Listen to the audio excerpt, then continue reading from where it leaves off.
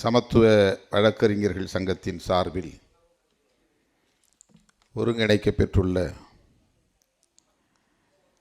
இந்த கருத்தரங்கை நெறிப்படுத்தி கொண்டிருக்கிற இச்சங்கத்தின் மாநில செயலாளர் வழக்குரைஞர் பார்வேந்தன் அவர்களே, இதனை முன்னிலை வகித்து சிறப்பித்துக் கொண்டிருக்கிற கட்சியின் முன்னணி பொறுப்பாளர்கள் வழக்குரைஞர் எழில் கரோலின் அவர்களே, வழக்குரைஞர் பே தமிழினியன் அவர்களே, வழக்குரைஞர் சா ரஜினிகாந்த் அவர்களே, நம்முடைய அழைப்பை ஏற்று இந்நிகழ்வில் பங்கேற்று உச்சநீதிமன்றத்தில் நடந்த நிகழ்வுகளை நேரிலே நின்று பார்த்த நம்முடைய மாநிலங்களவை உறுப்பினர் மூத்த வழக்குரைஞர்,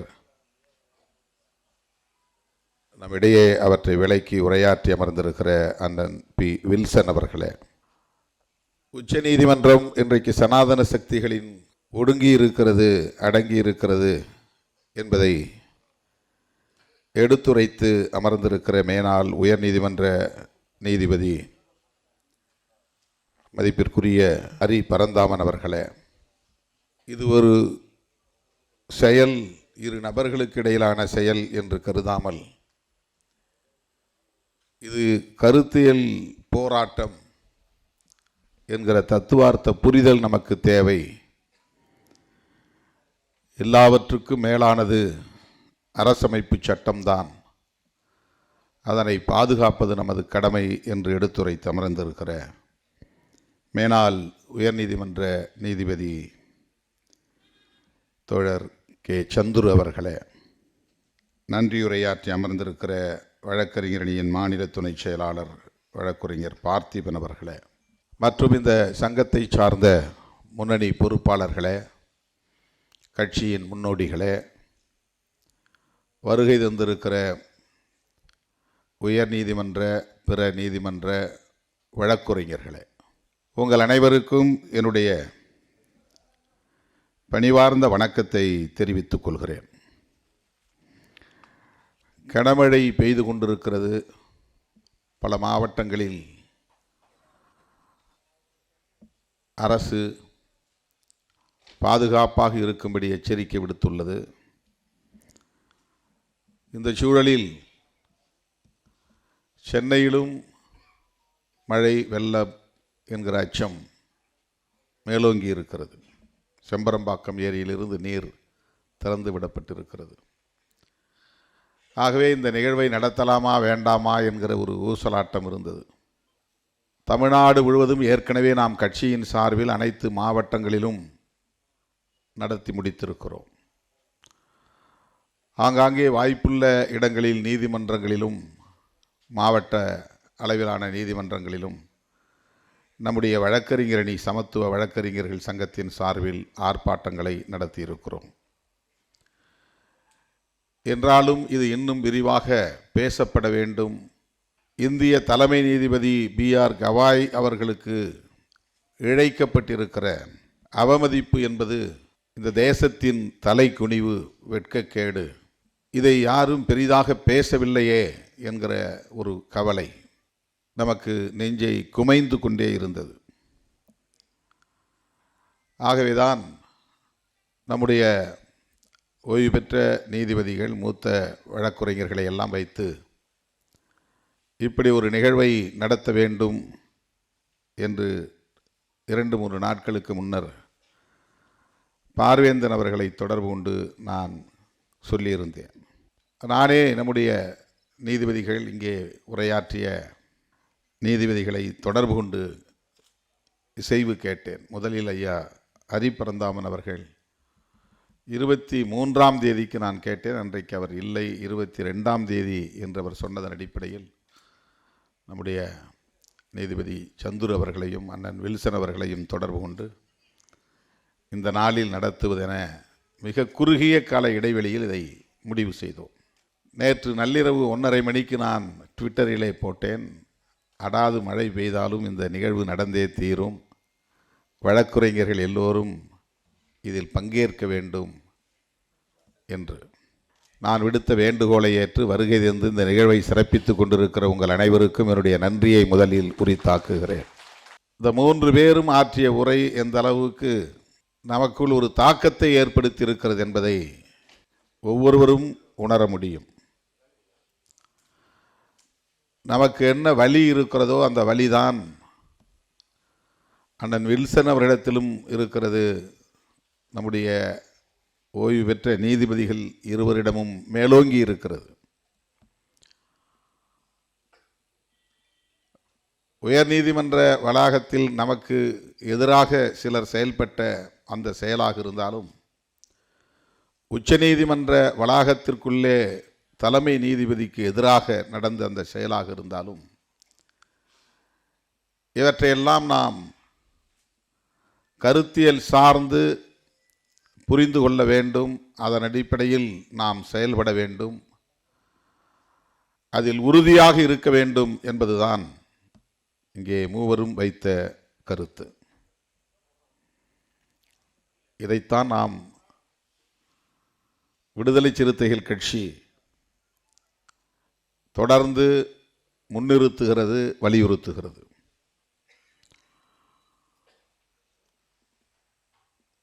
B.R. கவாய் ஒரு தலித் சமூகத்தை சார்ந்தவர், அதனால் அவருக்கு ஆதரவாக பேச வேண்டும் என்பதல்ல நம்முடைய நோக்கம். அவரே அதை ஒரு பொருட்டாக எடுத்துக்கொள்ளவில்லை. அவர் எப்படி எதிர்வினை ஆற்றினார் என்பதை அண்ணன் வில்சன் அவர்கள் இங்கே சொன்னார். நம்முடைய நீதிபதிகளும் குறிப்பிட்டார்கள். அவர் மீது இரக்கம் கொண்டு, பரிவு கொண்டு அல்லது பரிதாபம் கொண்டு நாம் இந்த நிகழ்வை ஒருங்கிணைக்கவில்லை. அடுத்த நாளே நாம் உயர்நீதிமன்ற வாசலில் இந்த ஆர்ப்பாட்டத்தை ஒருங்கிணைக்கவில்லை.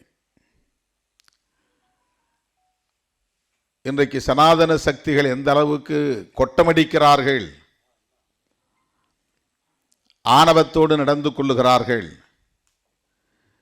என்பதற்கு இதுவும் ஒரு சான்று.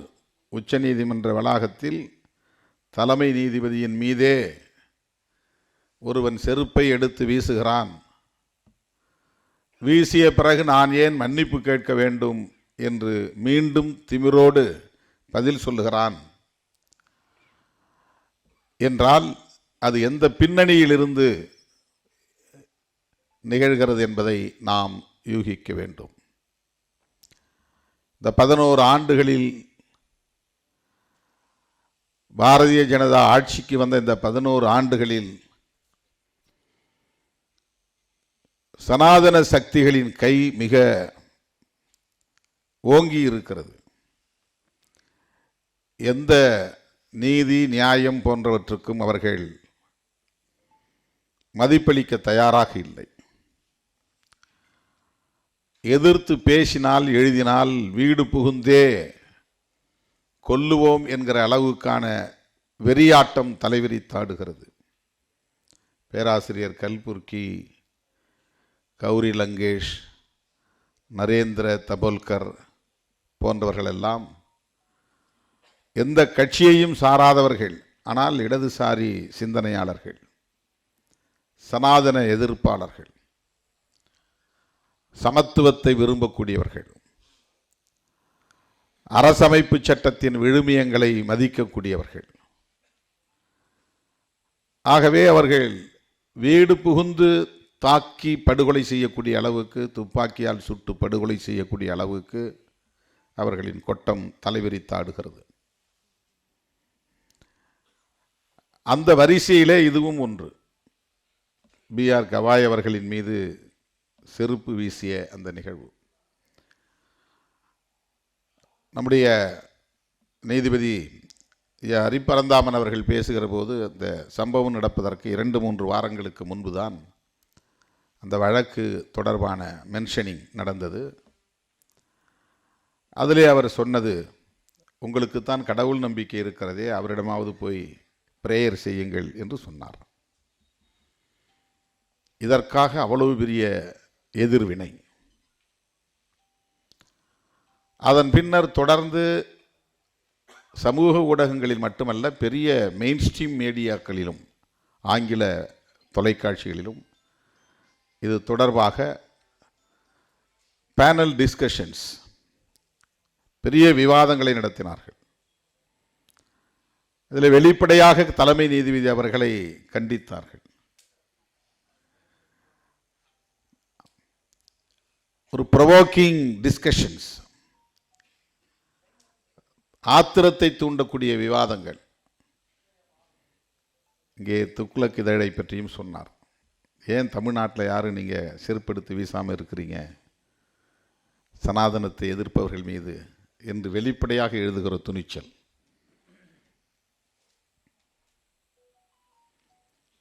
கலைஞர் முதலமைச்சராக இருந்தபோது என்று கருதுகிறேன், அவருடைய குரலோவியத்தை பற்றி இதயம் பேசுகிறது இதழிலே கடுமையாக விமர்சித்திருந்தார்கள். பூரா இதில் வெறும் செக்ஸ் பற்றி தான் நிறைய எழுதியிருக்கிறாங்க அப்படின்னு, காமத்தை பற்றி, காமத்து பாலை பற்றி. அதை அவர் விமர்சிக்கிற போது, நீங்கள் பெரிதாக மதிக்கிற ஜெகத்குருவின் பெயருக்கு முன்னால் தான் காமகோடி என்று இருக்கிறது, காமகோடி பீடாதிபதி என்று என அவருக்கே உரிய பாணியில் ஒரு மேடையிலே பேசினார். அதற்காக அன்றைக்கு இதயம் பேசுகிறது மணியன் கருணாநிதி செல்லும் இடங்களிலெல்லாம் செருப்பு மாலை போடுங்கள் என்று எழுதினார். அந்த துணிச்சல்.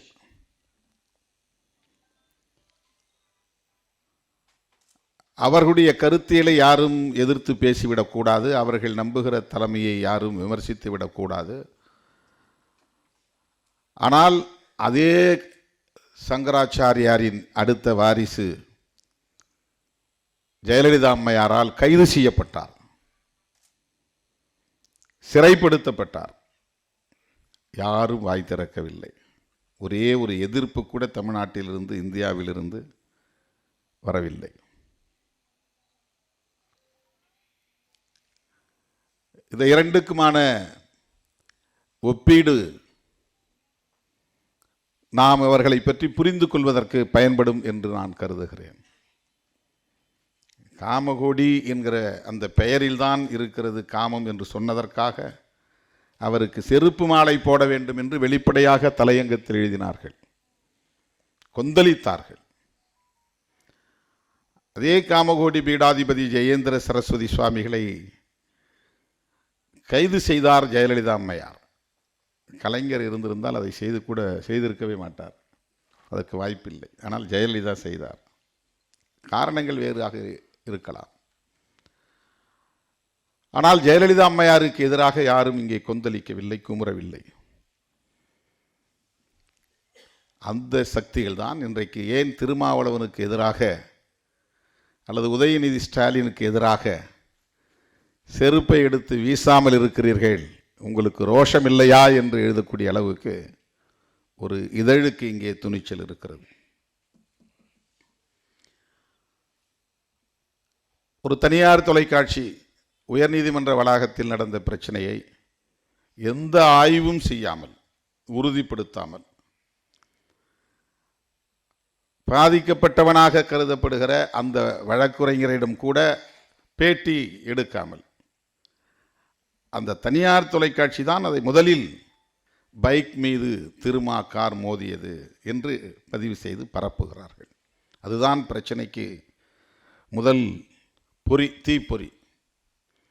நடந்த சில நிமிடங்களில் அந்த வீடியோ அவர்களின் இணையதளத்தில் பதிவேற்றம் செய்யப்படுகிறது. 2:34 சம்பவம் நடந்ததாக தெரிகிறது. 2:39 அந்த தொலைக்காட்சியின் டிஜிட்டல் சைட் அதில் போய் அதில் அப்டேட் பண்ணுறாங்க, போஸ்ட் பண்ணுறாங்க. அதுக்கு பிறகு எடிட் பண்ணி வெளியே போடுறாங்க, தலைப்பு போட்டு. முன்னால் இருந்து வீடியோ எடுத்தது யார் என்று இதுவரையில் யாரும் விசாரிக்கவில்லை. இது நடக்கப் போகுதுன்னு அவனுக்கு எப்படி தெரியும்? 20 செகண்ட், 20 நொடிகள் கூட என் வண்டி அங்கே நிற்கவில்லை. என் கார் கண்ணாடி திறக்கப்படவில்லை. என் வண்டியிலிருந்து யாரும் இறங்கவே இல்லை. கும்பல் கூடினார்கள், ஓடினார்கள். அப்படியே என் கார் கடந்து விட்டது. அந்த தனியார் தொலைக்காட்சி வெளியிட்ட வீடியோவை பார்த்த பிறகுதான் இப்படி ஒரு சம்பவம் நடந்ததே நமக்கு தெரியும். ஆனால் அடித்து கொல்லுங்கடா என்று திருமாவளவன் சொன்னார் அப்படின்னு ஒவ்வொரு ஆள்கிட்டையும் தனித்தனியாக பேட்டி எடுத்து போடுறாங்க அடுத்த சில நிமிடங்களில். இப்போ இந்த தொலைக்காட்சி இது மாதிரி இன்றைக்கி தமிழ்நாட்டுக்குள்ளே ஒரு 5-6 தொலைக்காட்சிகளை மொத்தமாக பிஜேபி ஆர்எஸ்எஸ் குத்தகை எடுத்துக்கிச்சு. அவங்க வேலையே சனாதனத்தை எதிர்க்கக்கூடியவர்களை எதிர்ப்பது, அவர்களுக்கு எதிரான அவதூறுகளை பரப்புவது. 10 ஆண்டுகளுக்கு முன்பு நான் புளியந்தோப்பில் நடந்த ஒரு பொதுக்கூட்டத்திலே பேசுகிற போது, டிசம்பர் 6 புரட்சியாளர் அம்பேத்கருடைய நினைவு நாள் பொதுக்கூட்டம். அப்போ காளிமுத்து தான் அங்கே கமிஷனராக இருந்தார், ஐபிஎஸ். அப்போ நான் பேசும்போது என்ன சொன்னேன், 400 ஆண்டுகால பழமை வாய்ந்த பாபர் மசூதியை நீங்கள் இடிப்பதற்கு சொன்ன காரணம், அந்த இடத்தில்தான் ராமர் பிறந்தார், ராமர் கோவில் இருந்தது, அதை இடித்துவிட்டு பாபர் மசூதியை கட்டிவிட்டார்கள் என்று சொல்லுகிறீர்கள். 400 வருஷத்துக்கு முன்னால் இருந்திருக்கலாம், சரி, நாம் இல்லை என்று வாதிடவில்லை, இருந்திருக்கலாம். அதற்காக இதை இடித்துவிட்டுத்தான் அங்கே கோயிலை கட்ட வேண்டுமா? அப்படி ஒவ்வொரு பெருமாள் கோவிலையும் சிவன் கோவிலையும் போய் ஆய்வு செய்து பார்த்தால், சிவன் கோவில் பெருமாள் கோவில் இருந்த இடங்களிலெல்லாம் முன்பு புத்த விகார்கள் இருந்தன என்று ஆய்வுகள் சொல்லுகின்றன. திருப்பதி கோவிலே புத்த விகார்தான் என்று ஒருவன் ஆய்வு செய்து PhD பட்டம் வாங்கியிருக்கிறான். அவன் பெயர் ஜமனதாஸ். கூகுளில் கூட போய் பாருங்க, அந்த ஆய்வு கட்டுரையே இருக்குது. இப்போ அவன்லாம் கிளம்புனா என்ன ஆகிறது? இந்த இடத்துல புத்த விகார் தான் இருந்ததுன்னு சிவாலயங்களையும் பெருமாள் கோவில்களையும் இடிக்க தொடங்கினால் என்ன ஆகும் நாடு? ஏன் நீங்கள் பக்கத்திலே, மசூதிக்கு பக்கத்திலே ஒரு ராமர் கோயில் கட்டிக்கொண்டால் என்ன என்று பொருள்பட நான் பேசினேன். இது அப்படியே திரித்த தொலைக்காட்சி தான் அந்த தொலைக்காட்சி. சிவாலயங்களை இடிப்போம், திருமாவளவன் ஆவேசம் அப்படின்னு டைட்டில் போட்டான். நான் சொன்ன இன்டர்பிரட்டேஷனே வேற. நீங்கள் ராமர் பிறந்த கோவில், ராமர் கோயில் இருந்த இடத்துல 400 வருஷத்துக்கு முன்னால் அந்த இடத்துல இருந்தது, அது இருந்த இடத்துல மசூதியை கட்டிட்டீங்க, அதனால் நாங்கள் இடிச்சிட்டு தான் அந்த இடத்துல ராமர் கோயில் கட்டுவோம்னு சொல்கிறீங்களே, அது என்ன நியாயம்? பக்கத்திலே பல ஏக்கர் நிலத்தை வாங்கி உங்களால் கட்ட முடியாதா அதே அயோத்தியாவில்? இதுதான் என்னுடைய கொஷின், என்னுடைய கேள்வி இதுதான். ஆனால் அது எப்படி திருச்சி அவதூறு பரப்புனாங்க பாருங்கள். அதே மாதிரி கொரோனா டைமில் நான் ஆன்லைனில் பேசுகிறேன். அது பெரியார் பிறந்த நாள், செப்டம்பர் 17. எங்கேயோ ஐரோப்பிய நாட்டிலேருந்து ஒரு தம்பி அதை ஒருங்கிணைக்கிறார். நான் பேசும்போது மனுஸ்மிருதியை பற்றி பேசுகிறேன். இப்போ ஐயாங்கெல்லாம் சொன்னாங்கல்ல, அம்பேத்கர் எரித்தார், பெரியார் எரித்தார், அந்த வரலாறெல்லாம் நம்ம படித்ததுனால படித்ததை பேச தூண்டுது. நமக்கு படித்ததை பேசாமல் இருக்க முடியாது இல்லையா? அப்போ பெரியார், அம்பேத்கர் இவங்கெல்லாம் ஏன் மனுஸ்மிருதியை எரித்தார்கள் அப்படின்னு சொல்லும்போது, பார்ப்பன பெண்மணிகள் உட்பட அனைத்து பெண்களையும் சூத்திர சாதி என்றும், பெண்கள் அத்தனை பேருமே நம்பிக்கைக்கு உரியவர்கள் அல்ல, அதாவது வேறு வருத்தத்தில் அது வருது, கணவனுக்கு மற்றவங்களுக்கு அவங்க நம்பிக்கைக்கு உரியவர்கள் அல்ல, எந்த நேரத்திலையும் அவங்க தப்பு செய்வாங்க அப்படிங்கிற பொருளிலும் அவங்க சொல்லியிருக்கிறாங்க. இதுதான் மனுஸ்மிருதி. இப்போ ஒட்டுமொத்த பெண் குலத்தையே இழிவுபடுத்துவதாக இது இருக்கிறது அப்படிங்கிற அது ஒரு இன்டர்பிரட்டேஷன் நான் சொல்கிறேன். உடனே இந்து பெண்களை விபச்சாரிகள் என்றார் திருமாவளவன் அப்படின்னு ஒரு டைட்டில் போட்டு அவதூறு பரப்புனாங்க. இப்போ எல்லாரும் கத்துனாங்க. நான் சொன்னேன், மனுஸ்மிருதியில் இருக்கிறது தான் பேசினேன்ட்டு ஒரு ஆர்ப்பாட்டத்தை நடத்திட்டு லட்சக்கணக்கான மனுஸ்மிருதிகளை நகல் எடுத்து மக்கள்கிட்ட கொடுத்தோம், ஊராக போய் கொடுத்தோம். படித்து பாருங்கள், படித்து பாருங்கள், படித்து பாருங்கள். அதை ஒரு பெரிய இயக்கமாக எடுத்தோம். மாதக்கணக்கில் நிறைய இடங்களில் நிகழ்ச்சிகள் நடத்தணும். எல்லாம் வாயை மூடிக்கிட்டாங்க. தோழர்களே, அவர்கள் இந்த பிரச்சனையில் உடனே ஒரு 100 வீடியோ போட்டிருப்பாங்க. 20 பேர் உள்ள பூந்து பார் கவுன்சிலுக்குள்ள கொடூரமாக தாக்கினார்கள். அவர் இப்போ உயிர் போகிற நிலையில் படுத்து கிடக்கிறாரு. 15 நாள் ஹாஸ்பிட்டலில் கிடக்கிறாரு. அப்படி ஒன்றும் இல்லை. ஆனால் அவன் ஹாஸ்பிட்டலில் போய் இப்படி படுத்து நாடகம் ஆடுறாங்கிறத சொல்கிறதுக்காக நான் என்ன சொன்னேன், ஒரு 4 தட்டு தட்டினாங்க, ஒழுங்காக கூட அடிக்கலை, ஆனால் அவன் போய் படுத்து கிடக்கிறான். இதுதான் அதுக்கு கண்டென்ட், அதனுடைய பொருள். திருமாவளவன் வந்து பாரு வன்முறையை தூண்டுகிறார், இப்போ அடிக்க சொல்கிறார்ல, இவர் இப்படி பேசுகிறவர் அப்போ அடிக்க சொன்னது உண்மைதானே அப்படின்னு ரெண்டையும் காரலேட் பண்ணுறாங்க. இப்போ வீடியோ கிடைச்சிருக்கு, ஃபுட்டேஜ். அவங்க பேசின வாய்ஸ்லாம் மியூட் பண்ணிவிட்டு கொடுத்துட்டாங்க. உள்ளே என்ன பேசுகிறாங்க, சும்மா ஒரு 30 செகண்ட்ஸுக்குள்ளே எல்லாம் நடந்து முடிஞ்சு போகுது. அது 30 நொடிகளில் அவன் ஓடுறான். உள்ளே போயிட்டு 53 நிமிஷம் அந்த பார் கவுன்சிலில் இயல்பாக இருக்கிறான். அங்கே போகிறான், இங்கே வரான், அவரை பார்க்குறான், இவரை பார்க்குறான், உட்காடுறான், பேப்பர் படிக்கிறான், எழுதுகிறான், நல்லா ஆரோக்கியமாக இருக்கிறான். போலீஸ் வாப்பான்னு ஸ்டேஷனுக்கு கூப்பிட்டு போகிறாங்க. ஸ்டேஷன் போகிறதும் பொத்துன்னு கீழே விழுந்துட்டான். அப்படி உடனே ஆம்புலன்ஸ் கூப்பிடுங்க, ஆம்புலன்ஸ் கூப்பிடுங்க, ஆம்புலன்ஸ் கூப்பிடுங்க கத்துறாங்க. உடனே ஆம்புலன்ஸ் ஏற்றிட்டு போகிறாங்க. போய் அங்கே டியூப் வைக்கிறாங்க, கழுத்தில் பேடு போடுறாங்க. உடனே முக்கியமான தலைவர்கள் எல்லாம் ஃபோன் பண்ணி வர சொல்கிறாங்க. எல்லாம் பார்க்குறாங்க. 10 நாள் ஹாஸ்பிட்டலில். இது எவ்வளோ பெரிய நாடகம் பாருங்கள். இதனுடைய நோக்கம் என்ன? அந்த தனியார் தொலைக்காட்சியில் காட்டின வீடியோவுக்கு அடுத்து 35வது நிமிஷத்தில் அண்ணாமலை ட்வீட்டு. உடனே H. ராஜா, அப்புறம் நயினார் நாகேந்திரன், அப்புறம் கஸ்தூரி, வானதி சீனிவாசன், இவங்கெல்லாம் யார்? அவ்வளவு பேரும் சங்கிகள். அப்போ திருமாவளவனை எதிர்க்கக்கூடிய அத்தனை பேரும் ஒரே கான்செப்டில் இருக்கிறவங்க. அதான் நம்முடைய நீதிபதி சொன்னார், நீ வந்து மனுஸ்மிருதிக்கு என்னைக்கு எதிராக பேச தொடங்கணும் அன்னைக்கே நீ இதெல்லாம் எதிர்பார்த்துக்கிட்டு தானே இருக்கணும். இந்த தாக்குதல் நடக்க தானே செய்யும். நாம் இதை எதிர்பார்க்குறோம், அதில் இருந்து பிரச்சனை இல்லை. ஐடியாலஜிக்கல் வார், அதில் எங்களுக்கு எந்த பிரச்சனையும் கிடையாது. நான் முதல்ல சொல்லிட்டேன், எலக்டோரலாக உங்களுக்கு வந்து திமுக எதிரியாக இருக்கலாம், அல்லது அண்ணா திமுக எதிரியாக இருக்கலாம், அல்லது வேறு யாராவது எதிரியாக இருக்கலாம். ஐடியாலஜிக்கலாக நாங்கள் தான் உங்களுக்கு எதிரி. தமிழ்நாட்டை பொறுத்தவரையில் விசிகே வர்சஸ் பிஜேபி. நாங்கள் எலக்டோரலாக உங்களை காம்பீட் பண்ணலை.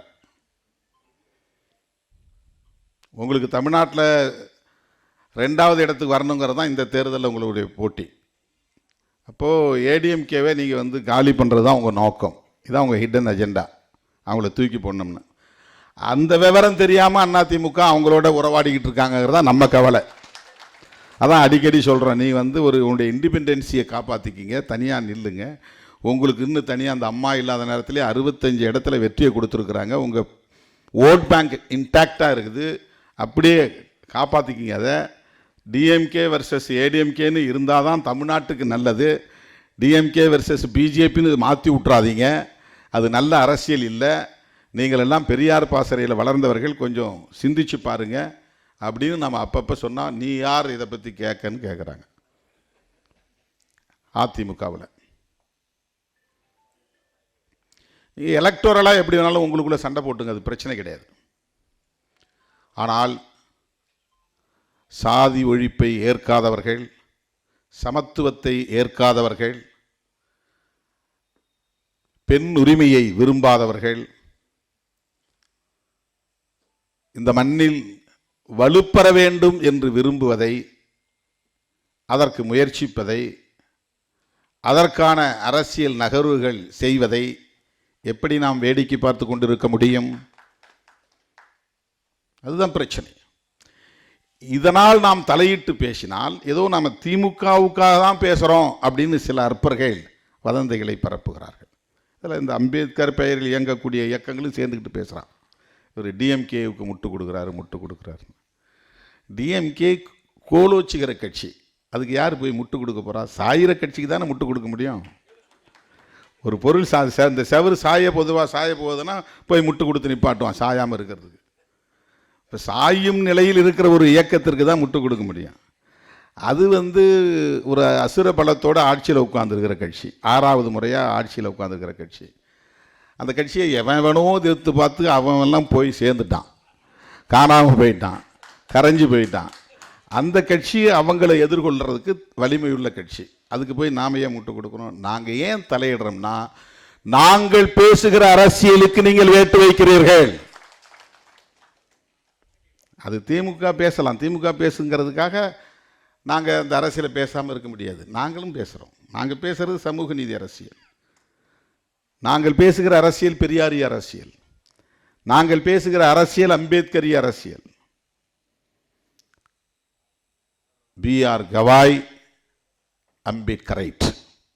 அவர் ஒரு அம்பேத்கரியவாதி. அவருக்கு நேர்ந்திருக்கிற அவமதிப்பு என்பது அரசமைப்பு சட்டத்திற்கு எதிரான அவமதிப்பு, அது இந்திய தேசத்திற்கு எதிரான அவமதிப்பு, அது அம்பேத்கரிய அரசியலுக்கு எதிரான அவமதிப்பு. அது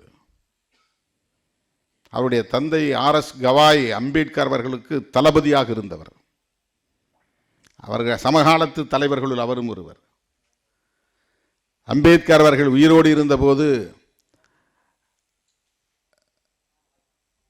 ஒரு அரசியல் கட்சியை தோற்றுவிக்க வேண்டும் என்று விரும்பி ஷெட்யூல் காஸ்ட் ஃபெடரேஷனையும் இண்டிபெண்டன்ட் லேபர் பார்ட்டியையும் இணைத்து ஒரு அரசியல் கட்சியை தொடங்க வேண்டும் என்கிற விவாதம் நடந்தபோது அந்த விவாதத்தில் கலந்து கொண்டவர் R.S. கவாய். அப்போ என் சிவராஜ், தந்தை என் சிவராஜ், R.S. கவாய் போன்றவரெல்லாம் அம்பேத்கரோடு சேர்ந்து குடியரசுக் கட்சியை உருவாக்குவதென்று முடிவெடுக்கிறார்கள். ஆனால் அவர் டிசம்பரில் இறந்து போகிறார்.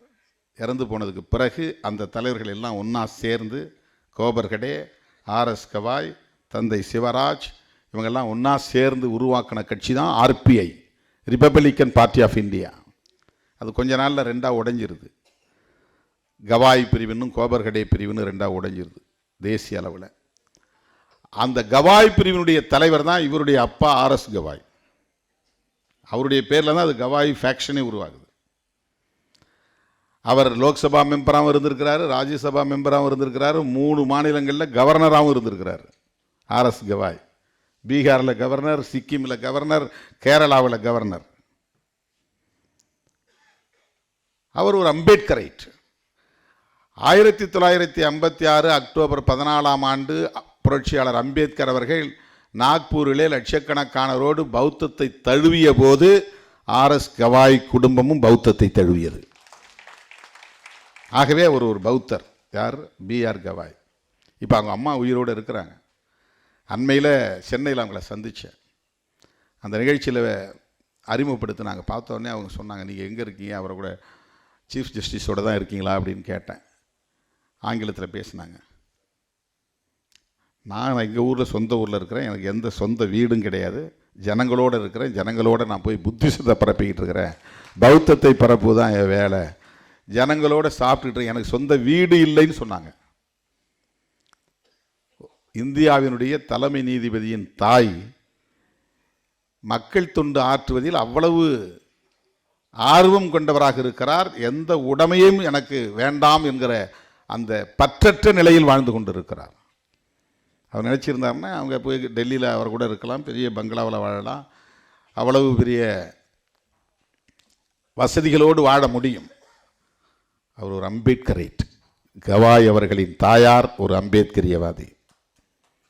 அப்படிப்பட்ட அந்த குடும்பத்தை சார்ந்த பின்னணியில் இந்தியாவின் தலைமை நீதிபதியாக வந்திருக்கிறார் என்றால் அவர் சந்தித்த சவால்கள் எவ்வளவு இருக்கும். நீதிபதி சந்துரு அவர்கள் பேசும்போது ஒரு புதிய செய்தியாக இருந்தது. K.R. நாராயணன் அவர்கள் குடியரசுத் தலைவராக இருந்தபோது K.G. பாலகிருஷ்ணன் அவர்களை வரவிடாமல் தடுக்கிற முயற்சி எப்படியெல்லாம் நடந்தது. அதனால் எந்த நீதிபதி நியமனத்திற்கும் கையெழுத்திட மாட்டேன் என்ற அறப்போரை K.G. பாலகிருஷ்ணனுக்காக K.R. நாராயணன் மேற்கொண்டார் என்கிற அந்த செய்தி. இந்தியா முழுவதும் தலித்துகளுக்கு எதிராக,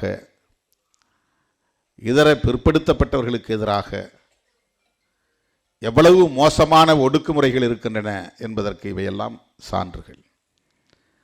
இதில் நீதிபதி ஹரிபரந்தாமன் அவர்கள் பேசுகிற போது இந்த மத்திய பிரதேச நீதிபதி அதுல்ய ஸ்ரீதரன் அவர்களை தூக்கி அடித்தாங்க. அதில் ஒரு விஷயத்தை அவர் சொன்னார்.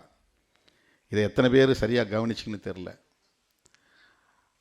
பாண்டேங்கிற அனூப் பாண்டேங்கிற ஒரு பிராமண வகுப்பை சார்ந்தவனை விமர்சனம் செய்து ஒரு மீம்ஸ் போட்டுறான். அதுக்காக அவனுக்கு தண்டனை கொடுக்கிறார்கள். என்ன தண்டனைன்னா, ஒரு பிராமணன் காலை கழுவி காலை சுத்தம் பண்ணி அந்த தண்ணி அவன் குடிக்கணும். அந்த தண்டனை பெற்றவன் யாருன்னா எஸ்சி கிடையாது, தலித் கிடையாது. இங்கே ஆண்ட சாதின்னு பெருமையாக பேசிக்கிறாங்க இல்லையா, நாங்கள் ஆண்ட வம்சம் ஆண்ட சாதின்னு.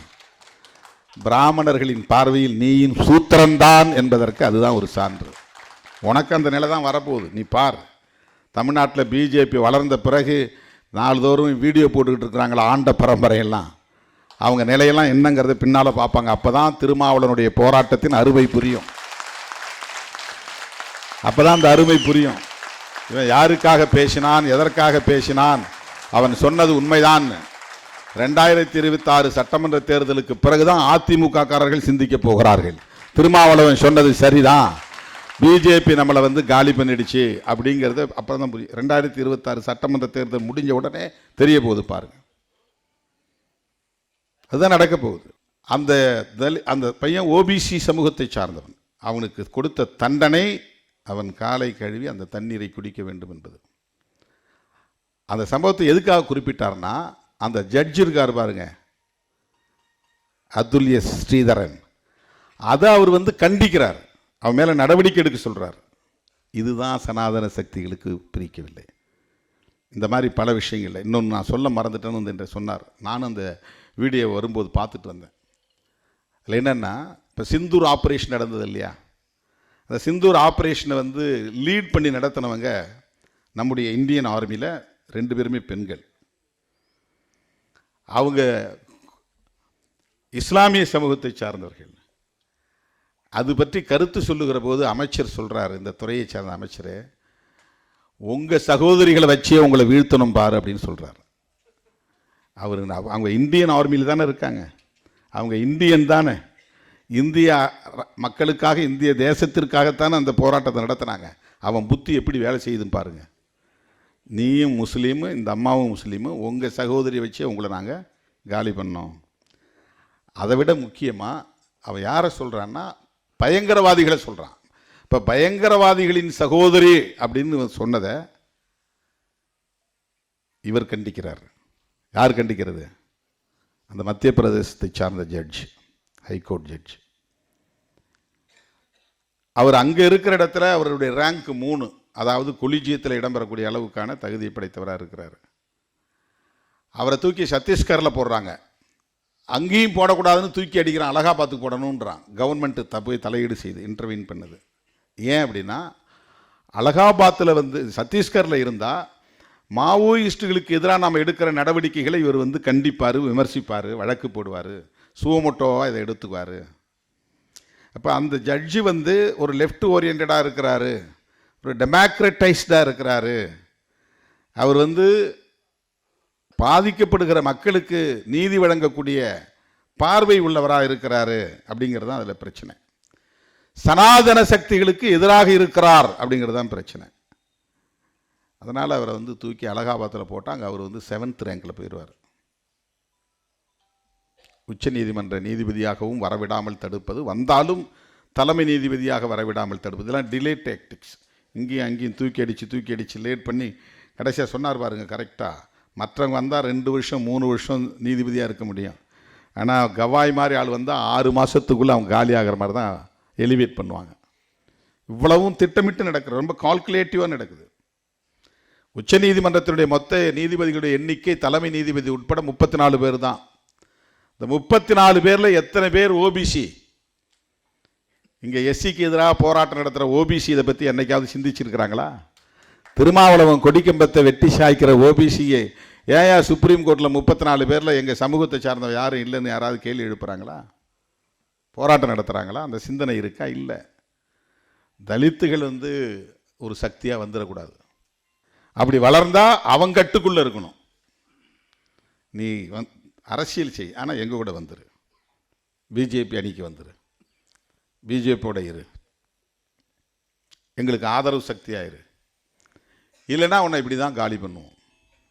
இதுதான் இன்றைய அரசியல் நகர்வுகள், உத்திகள். இதில் என்னென்னா, ஆர்எஸ்எஸ், பிஜேபி இது meant for Brahmin and upper caste people அப்படிங்கிறது எல்லோருக்கும் தெரியும். ஆனால் அண்ணாமலை மாதிரி ஆட்கள் கூவிட்டு கிடக்கிறாங்க. நான் கேட்டால் நான் அப்படி ஐபிஎஸ் படித்தேன்றாங்க. ஏது ஓபிசிக்கு எதிரான சங்கங்கிறது கூடவா தெரியல? சூத்திரசாதிகளுக்கு எதிரான சங்கம் அப்படிங்கிறது கூட அவங்களால புரிஞ்சிக்க முடியல. இது வளர்ந்தா ஓபிசி சமூகத்தை சார்ந்தவர்கள் தான் பாதிக்கப்படுவார்கள் அப்படிங்கிற ஒரு அடிப்படை ஞானம் கூடவா இல்லை? அறிவு கூட இல்லைன்னு கேட்டால் கோபம் வந்துடும் உங்களுக்கு.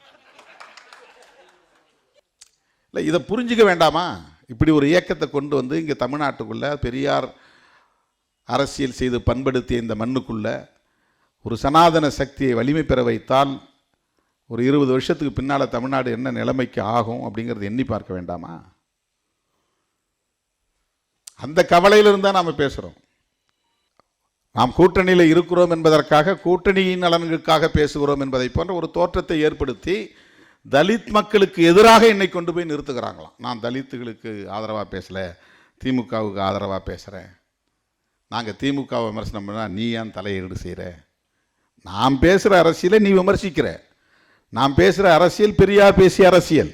பெரியாரையே நீ விமர்சிக்கிற போது நான் எப்படி வேடிக்கை பார்த்துட்டு இருக்க முடியும்? அதே நீ காலி பண்ணிட்டா நான் எப்படி இங்கே களத்தில் நின்று மக்களை அணிதிரட்ட முடியும், அரசியல் படுத்த முடியும்? பெரியாரே நீ கன்னடன் சொன்னா நாளைக்கு அம்பேத்கரை மராத்தின்னு சொல்றது எவ்வளவு நேரம் ஆகும்? அப்ப அம்பேத்கர் வேண்டாம், பெரியாரு வேண்டாம், மார்க்ஸ் வேண்டாம்னா நான் எந்த அரசியலை பேச முடியும்? சமத்துவத்திற்கான அரசியல். இங்க இனவாதம் தான் சாதியவாதமாக இருக்கிறது, சாதியவாதம் தான் இனவாதமாக இருக்கிறது, சாதியவாதம் இனவாதம் தான் இங்கே மதவாதமாக இருக்கிறது, மதவாதம் தான் சனாதனவாதமாக இருக்கிறது. அதை நாம் புரிந்து கொள்ள வேண்டும். உச்சநீதிமன்றம் என்பது வெறும் தீர்ப்புகளை சொல்லுகிற ஒரு இடம் அல்ல. வெறும் அப்பல்லேட் அத்தாரிட்டி அப்படிங்கிற அடிப்படையில் மட்டும் அதை பார்க்க முடியாது. ஹைகோர்ட்ஸில் போடக்கூடிய தீர்ப்புகள் எல்லாம் அங்கே மேலே கொண்டு போய் மேல்முறையீடு செஞ்சால் அங்கே நமக்கு ஒரு ரெமெடி கிடைக்கும் அப்படிங்கிறது அல்ல. உச்சநீதிமன்றம் என்பது இந்திய தேசத்தை கட்டமைப்பதற்கான அரசமைப்பு சட்டத்தின் பாதுகாப்பு அரண். சுப்ரீம் கோர்ட் என்பது அரசமைப்பு சட்டத்தின் பாதுகாப்பு அரண். கேசவானந்த பாரதி வழக்கில் அரசமைப்பு சட்டத்தின் பேசிக் ஸ்ட்ரக்சர் பாதிக்கப்படக்கூடாதுன்னு தீர்ப்பு கொடுத்துருக்குறாங்க.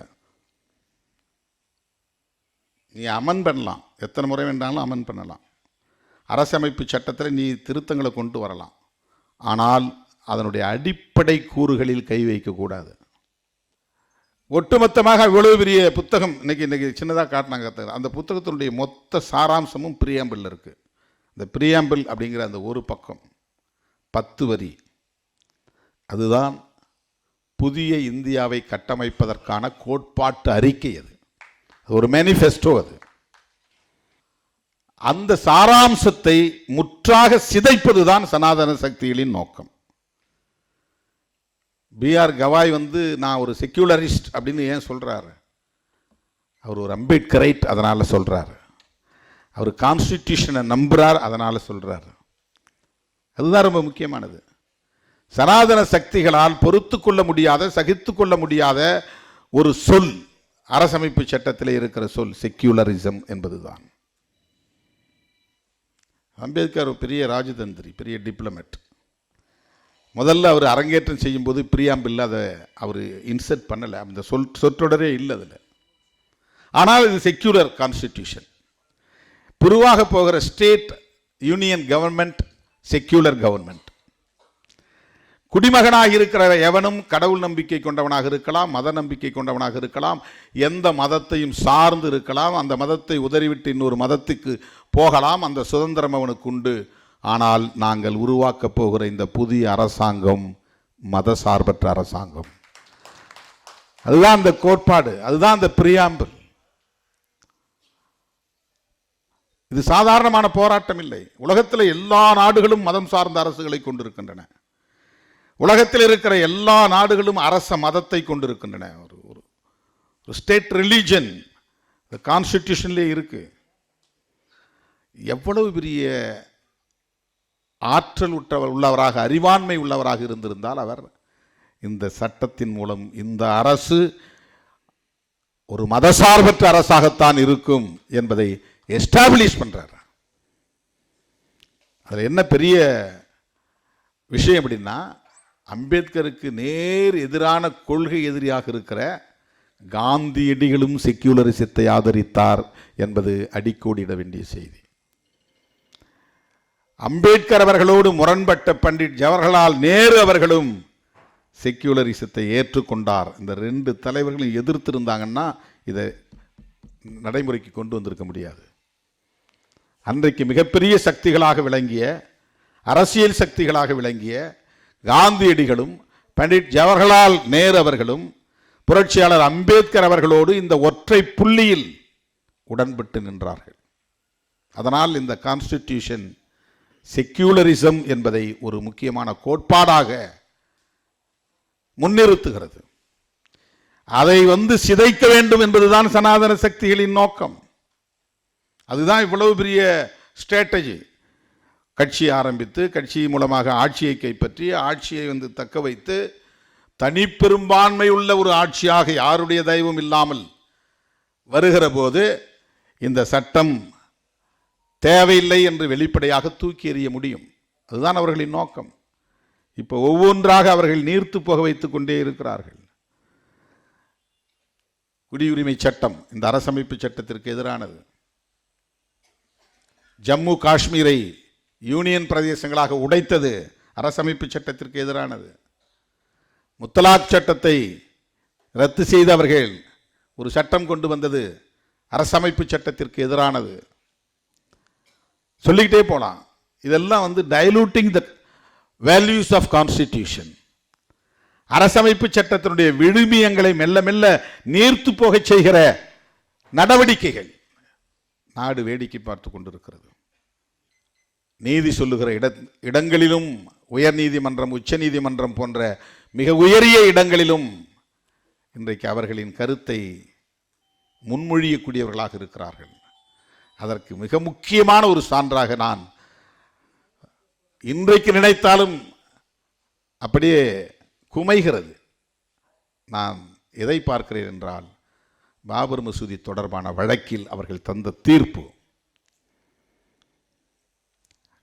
அந்த இடத்தை தோண்டி பார்த்தோம், கீழே கட்டிடங்கள் இருந்துச்சு. ஆனால் அது கோயிலா என்பதற்கு எந்த அடையாளமும் இல்லை. கட்டிடங்கள் இருந்தது உண்மை, இந்து கோவில் இல்லை என்று ஒப்புக்கொள்கிறார்கள். அப்படின்னா என்ன? ராமர் கோவில் அங்கே இல்லைன்னு அர்த்தம்.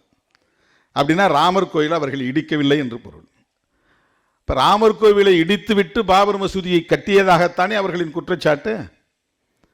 ஆனால் உங்களுடைய ஆய்வில், அறிக்கையில் அங்கே இந்து கோவில்கள் இருந்ததாக எந்த சான்றும் இல்லை, ஆதாரமும் இல்லை என்று உச்ச நீதிமன்றம் ஒப்புக்கொள்கிறது. அப்படின்னா என்ன தீர்ப்பு சொல்லியிருக்கணும்? இடித்தது தப்பு, இடித்ததுக்கு காரணமானவர்கள் மீது வழக்கு தொடுத்து நடவடிக்கை எடுக்கணும், அதே இடத்துல மறுபடியும் பாபர் மசூதியை கட்டணும் அப்படின்னு சொல்கிறது தானே ஜஸ்டிஸ். ஆனால் நீதிமன்றம், உச்ச நீதிமன்றம் என்ன தீர்ப்பு கொடுத்தது என்றால், இதெல்லாம் உண்மைதான், அங்கே யாரும் இந்து கோயில் கட்டலை, இந்து கோவிலை இடிக்கலை, பாபர் மசூதியை இடித்ததும் தப்பு தான், ஆனால் அந்த இடத்துல தான் ராமர் கோயில் கட்டணும். உங்களுக்கு வேணா பக்கத்தில் இன்னொரு கோயில் இடத்த வாங்கி அங்கே மசூதியை கட்டுங்க. இப்போ ராமர் கோயிலை கட்டி முடிச்சிட்டிங்க, பாபர் மசூதி கட்டினீங்களா? சுப்ரீம் கோர்ட் டைரக்ஷன் தானே, அதுவும் கவர்மெண்ட்டு தானே பொறுப்பு எடுக்கிறதா அந்த தீர்ப்பு சொல்லியிருக்கு. இதுவரையிலும் ஏன் கட்டலை? அதற்கான எந்த முயற்சியும் எடுக்கலை. அப்போ எந்த எத்திக்ஸும் கிடையாது. நாங்கள் நினைச்சது தான், உச்ச நீதிமன்றத்தின் தீர்ப்பையும் நாங்களே எழுதுவோம், அதுதான் அதற்கு பொருள். பாபர் மசூதி தொடர்பாக அவர்கள் தந்த தீர்ப்பு நியாயமான தீர்ப்பா? நீதிபதிகள் கடவுளுக்கு சமம் என்றல்லவா பொதுமக்கள் கருதுகிறார்கள். அவங்க வாய் திறந்துட்டா அது கடவுள் சொன்ன மாதிரி. அவங்க யாருக்கும் எதுக்கும் ஈல்டாகக்கூடாது. அதனால் அவங்களுக்கு தேவையான எல்லா வசதிகளையும் சட்டம் செய்து கொடுக்குது. அவங்களுக்கு பங்களா, அவங்களுக்கு காரு, அவங்களுக்கு நல்ல சம்பளம், அவங்களுக்கு பாதுகாப்பு, எல்லாவற்றையும் கொடுப்பதற்கு என்ன காரணம்னா, அவங்க லஞ்ச லாவண்யங்களில் ஈடுபட்டு பயாஸ்டா, ஒரு சார்பா தீர்ப்பு வழங்கிவிடக்கூடாது என்பதற்காகத்தான் கான்ஸ்டிடியூஷனே அவங்களுக்கு அப்படிப்பட்ட உயரிய மதிப்பை தருகிறது, பாதுகாப்பை தருகிறது. ஆனால் அவர்களே இப்படி தீர்ப்பு எழுதினால், எச்சில் இலையில் சூத்திரவால் படுத்து உருள்வது அவர்களுக்கான மத உரிமை என்று தீர்ப்பு எழுதினால் நாடு என்ன ஆகும்? இந்த 21ஆம் நூற்றாண்டில் இப்படி யாராவது சிந்திப்பார்களா? உயர் நீதிமன்றத்திலே அமர்ந்து இருப்பவர்கள் இப்படிப்பட்டவர்கள் நீதிபதியாக இருந்தால் எப்படி இங்கே சகோதரத்துவம் வளரும், சமத்துவம் வளரும்? இது எப்படி மத உரிமையாகும்? பகுத்தறிவாக சிந்திக்க வேண்டும் என்பதுதானே நாகரிக வளர்ச்சியின் அடிப்படை. நாகரிகம் எப்படி வளர முடியும்? சயின்டிஃபிக்காக திங்க் பண்ணணும், ரேஷனலிஸ்டாக இருக்கணும். அதுதானே நாகரிக வளர்ச்சி. பகுத்தறிவாக சிந்திக்கணும், அறிவியல் பூர்வமாக சிந்திக்கணும். அதுதானே நாகரிக வளர்ச்சி. எச்சில் இலையில் படுத்து உருளுவது அவர்களுக்கான உரிமை என்று அதை நியாயப்படுத்தி ஒரு தீர்ப்பு வழங்கப்படுகிறது என்று சொன்னால் நீதிமன்றம் யாருடைய கட்டுக்குள் போயிருக்கிறது, எந்த சிந்தனை உள்ளவர்களின் கட்டுக்குள் முடங்கி கிடக்கிறது என்பதை எண்ணி பார்க்க நமக்கு கவலை அளிக்கிறது. அரசமைப்பு சட்டத்தின் பாதுகாப்பு இன்றைக்கு மிகப்பெரிய சவாலாக நம் முன்னால் இருக்கிறது. B.R. கவாய் ஒரு தலித் அல்லது ஒரு பௌத்தர் என்பதனால் அவமதிக்கப்பட்டார் என்பதை விட அவர் உள்வாங்கி இருக்கிற அரசியல் அவர்களுக்கு வெறுப்பை உமிழ்கிறது.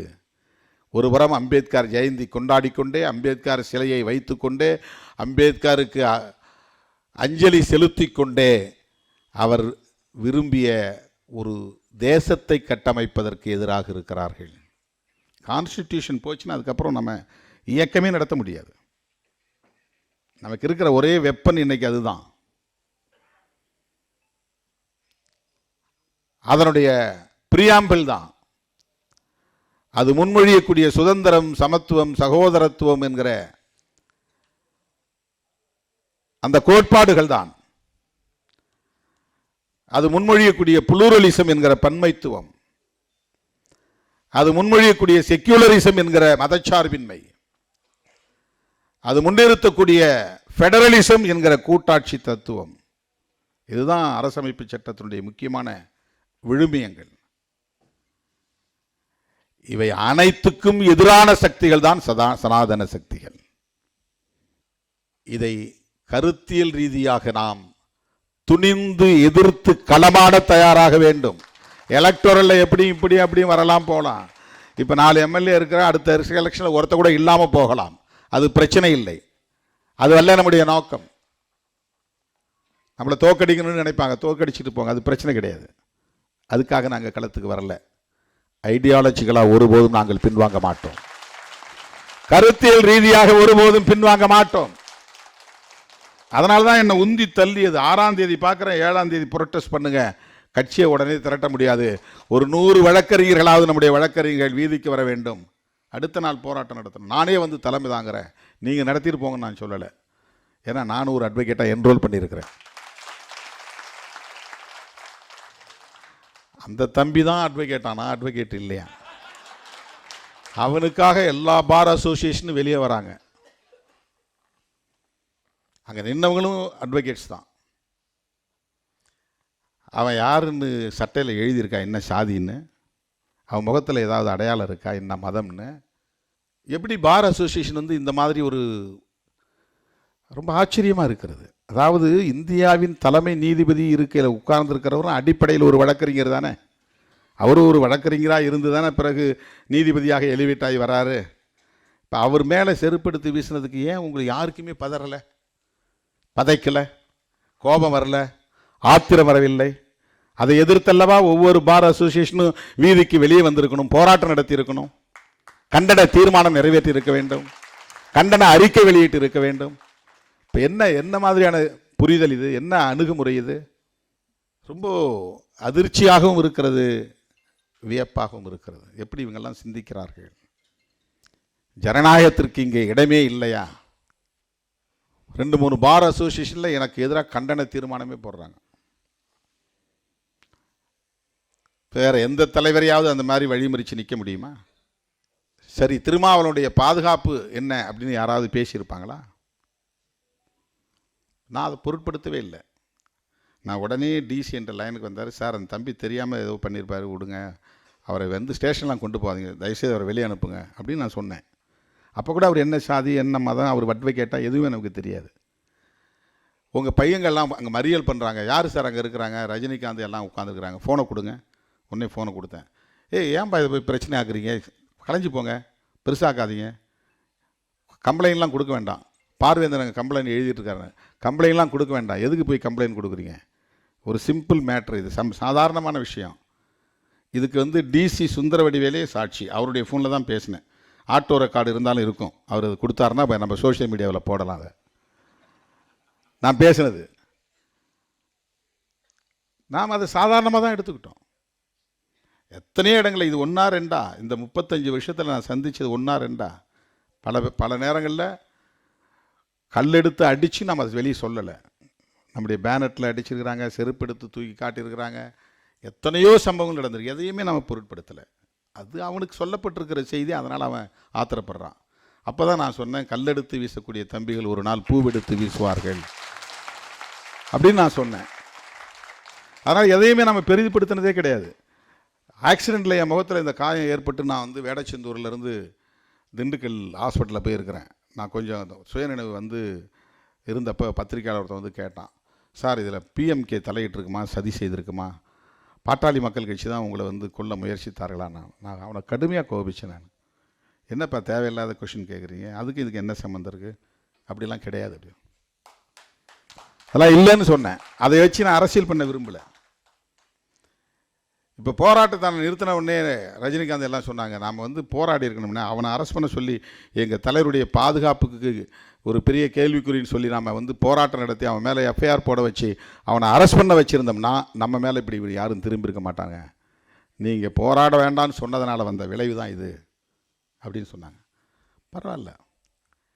இது நான் மறுபடியும் சொல்கிறேன், இதில் பிஜேபி ஆர்எஸ்எஸ் எல்லாம் இருக்கிறாங்க. இதை தாண்டி இன்னொரு அரசியல் அதுக்குள்ளே இருக்குது. பார் கவுன்சில் எலெக்ஷன் வரப்போகுது.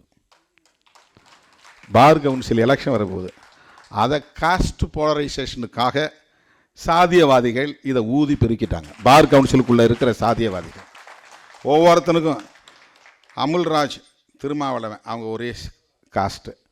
அமுல்ராஜுக்கு எதிராக இதை அரசியல் பண்ணணும்னு நினைக்கிறவங்க எல்லாம் பண்ணுறாங்க. அமுல்ராஜுக்கு எனக்கும் பார்க்குற இடத்துல அலோன்னு சொல்லிட்டதோட சரி. அவருடைய அரசியல் நம்முடைய அரசியல் இது வரலும் ஒரு நாளும் விசிகேவுக்கு அவர் வந்ததில்லை. அவர் இருக்கிற அரசியலுக்கு நான் போனதில்லை. அவர் எலெக்ஷனில் நின்றுட்டு இதெல்லாம் ஆதரவு கேட்டதில்லை. அவருக்கு ஆதரவாக விடுதலை சிறுத்தைகளின் வழக்கறிஞர் சிங்கம் போய் பிரச்சாரமும் பண்ணது கிடையாது. அவருடைய சொந்த செல்வாக்கில் அவர் ஜெயிச்சு வந்தார். அவர் அந்த இடத்துக்கு வந்திருக்கிறார். ஆனால் எப்படி முடிச்சு போடுறான் பாருங்கள். ஏன்னா சாதியவாதிகள் எப்போதுமே சாதியவாதமாக தான் சிந்திப்பாங்க. தலித்துகள் ஒருபோதும் சாதியவாதமாக சிந்திச்சதே கிடையாது. அப்படி சிந்திச்சதே கிடையாது. அதுலேயும் விடுதலை சிறுத்தைகள் அப்படி நினைச்சது கிடையாது. யாருக்கிட்டையும் அப்படி உறவானது கிடையாது. அவர் தலித்து, அதனால் எங்களுக்கு ஏதாவது சப்போர்ட் பண்ணுங்கன்னு போய் அவர்கிட்ட ஏதாவது கேட்டோமா, நம்ம அறிக்கை விடுங்கன்னு சொன்னோமா? கிடையாது, ஒன்றுமே கிடையாது.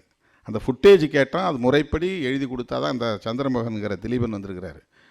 இவர் ஏதோ போய் பயங்கரமாக தாக்கிட்டாருன்னு நாங்களும் நினச்சிக்கிறோம். நாங்கள் போனால் இப்படி 2 கையை வாங்குறாரு. வீடியோ பார்த்தா கையை அவ்வளவுதான், கொடூரமாக தாக்கினார் அப்படின்னு போடுறாங்க.